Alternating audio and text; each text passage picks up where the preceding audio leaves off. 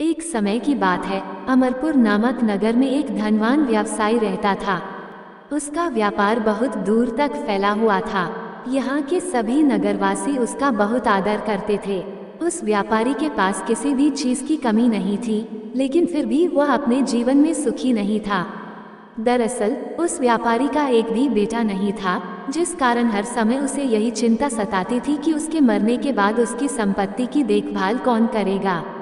वह व्यापारी बेटे की चाहत में हर सोमवार को बाबा भोलेनाथ की पूजा करता और शाम ढलते ही मंदिर जाकर शंकर भगवान के सामने दीप जलाता था। एक दिन मां पार्वती उसकी श्रद्धा भक्ति से खुश हो गईं। उन्होंने बाबा भोलेनाथ से उस व्यवसायी की इच्छा पूरी करने के लिए प्रार्थना की।